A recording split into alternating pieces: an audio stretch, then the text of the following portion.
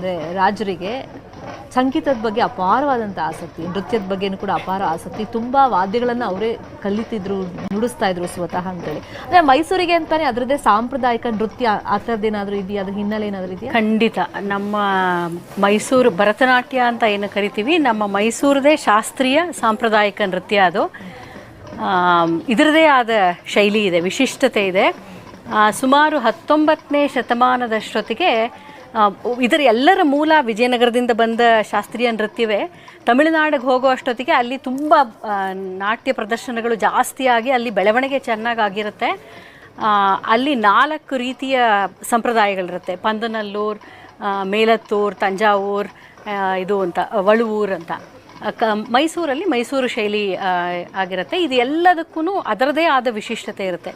ನೃತ್ಯದಲ್ಲಿ 3 ಮುಖ್ಯ ಅಂಶಗಳಿದೆ: ನೃತ್ಯ, ನಾಟ್ಯ ಮತ್ತು ಅಭಿನಯ ಅಂತ.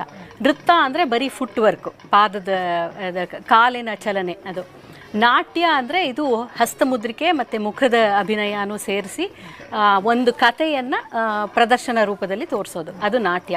ಅಭಿನಯ ಅಂದರೆ ಅಭಿನಯದಲ್ಲೇ 4 ಅಂಶ ಇರುತ್ತೆ. ಇದು ಎಲ್ಲ ವೇಷಭೂಷಣಗಳಾಗಲಿ, ಅವರು ಹಾಡೋದಾಗಲಿ ಮತ್ತು ಮುಖದ ಅಭಿನಯ ಎಲ್ಲ ಸೇರಿ ಆ ಡೀಪ್ ಇಮೋಷನ್ ಏನಿರುತ್ತೋ ಆ ಸಾಹಿತ್ಯದಲ್ಲಿ ಅದನ್ನು ಹೊರಗಡೆ ತರೋದು.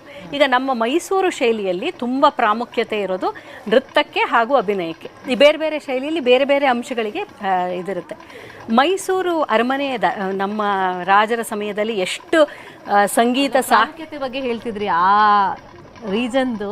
ಸೊ ಕರಾವಳಿ ಭಾಗ ಅಂತ ಬಂದಾಗ ಹುಲಿ ಕುಣಿತ, ಹುಲಿ ಕುಣಿತ ಕರೆಕ್ಟ್, ಹೌದು, ಮೈಸೂರಿಂದ ಮುಂದುವರಿಸಿ. ಹೌದು. ಸೊ ನಮ್ಮ ದರ್ಬಾರಿನಲ್ಲಿ ನಡೀತಾ ಇದ್ದಿದ್ದ ನೃತ್ಯವೆಲ್ಲ ಭಕ್ತಿಪರ. ಅವರು ಯಾವುದಕ್ಕೆ ಮುಖ್ಯವಾಗಿ ಯಾವುದಕ್ಕೆ ಗಮನ ಕೊಡ್ತಾ ಇದ್ರು ಅಂದರೆ ಸಾಹಿತ್ಯದಲ್ಲಿರುವ ಸೌಂದರ್ಯವನ್ನು ನಮ್ಮ ನೃತ್ಯ ಪ್ರದರ್ಶನಕ್ಕೆ ಇಡಬೇಕು ಅಂತ. ಹಾಗಾಗಿ ಇಲ್ಲಿನ ಡಾನ್ಸ್ ಶೈಲಿನೇ ಬೇರೆ. ಅದು ಸೂಕ್ಷ್ಮವಾದ ಮೂಮೆಂಟ್ಸು ಮತ್ತು ಮುಖದಲ್ಲಿ ಹೆಚ್ಚು ಅಭಿನಯ, ಸಾಹಿತ್ಯವನ್ನು ಹೊರಗೆ ತರುವ ಅಭಿನಯ. ಮತ್ತು ಹಸ್ತಮುದ್ರಿಕೆನೂ ಅಷ್ಟೇ, ಎಲ್ಲ ಸ್ಟ್ರೇಟ್ ಲೈನ್ ಥರ ಇರಲ್ಲ, ಎಲ್ಲ ಹೂವಿನ ಆಕಾರದಲ್ಲಿರುವ ಹಸ್ತಮುದ್ರಿಕೆಗಳು ಆಗಿರುತ್ತೆ. ಆಮೇಲೆ ಆ ನಿಲ್ಲೋ ಭಂಗಿ ಕೂಡ ನಮ್ಮ ಮೈಸೂರಿನಲ್ಲಿ ವಿಶಿಷ್ಟತೆ ಇದೆ. ಒಂದು ಎಸ್ ಆಕಾರದ ನಿಲುವು, ಅಂದರೆ ಕತ್ ಹತ್ರ, ನಡುವು ಹತ್ರ ಮತ್ತು ಮಂಡಿ ಹತ್ರ ಬೆಂಡಾಗಿ ನಿಲ್ತಾರೆ. ತುಂಬ ಆಕರ್ಷಕವಾದ ನಿಲುವು. ಹಾಗೆ ಕೆಲವು ಟೆಕ್ನಿಕಲ್ ಅಂಶಗಳಿದೆ. ಆಮೇಲೆ ನಾವು ನೃತ್ಯ ಪ್ರದರ್ಶನದಲ್ಲಿ ಕೂಡ ಡ್ಯಾನ್ಸ್ ರಿಪರ್ಟಾಯರ್ ಅಂತ ಹೇಳ್ತೀವಿ, ಆ ಸಂಕಲನ, ಅದು ಕೂಡ ಪದ್ಧತಿ ಬೇರೆ. ನಮ್ಮದರಲ್ಲಿ ಪುಷ್ಪಾಂಜಲಿಯಿಂದ ಶುರು ಮಾಡ್ತೀವಿ. ಪುಷ್ಪಾಂಜಲಿ, ಶಬ್ದ, ವರ್ಣ, ಪದ ಅಂತ. ಆದರೆ ತಮಿಳುನಾಡಿನಲ್ಲಿ ಅದು ಬೇರೆ, ಅಲಾರಿಪುವಿಂದ ಶುರು ಮಾಡ್ಕೊಂಡು ಹೋಗ್ತಾರೆ. ಹಾಗೆ ಬೇರೆ ಬೇರೆ ವ್ಯತ್ಯಾಸಗಳಿದೆ. ನಮ್ಮದರಲ್ಲಿ ನಮ್ಮ ಶೈಲಿಯನ್ನು ತುಂಬ ಮುಂದಕ್ಕೆ ತಂದವರು ಅಂದರೆ ಜಟ್ಟಿತಾಯಂನವರು ಮತ್ತು ಅವರ ಶಿಷ್ಯೆಯಾದ ಡಾಕ್ಟರ್ ವೆಂಕಟಲಕ್ಷ್ಮನವರು. ಜಟ್ಟಿತಾಯಂನವರು 8 ವರ್ಷದಲ್ಲೇ ಚಾಮರಾಜ ಒಡೆಯರ್ ಮುಂದೆ ನರ್ತನ ಮಾಡಿ ಅವರ ಗೌರವ ಮತ್ತು ಸನ್ಮಾನಕ್ಕೆ ಒಳಗಾಗಿರ್ತಾರೆ. ಇವರ ಶಾಲೆಯಲ್ಲಿ ಅಭಿನಯವ ಹೆಚ್ಚು, ಅಭಿನಯಕ್ಕೆ ಜಾಸ್ತಿ ಪ್ರಾಮುಖ್ಯತೆ ಕೊಡುವ ನೃತ್ಯ ಶಾಲೆ ಇವರದಾಗಿರುತ್ತೆ.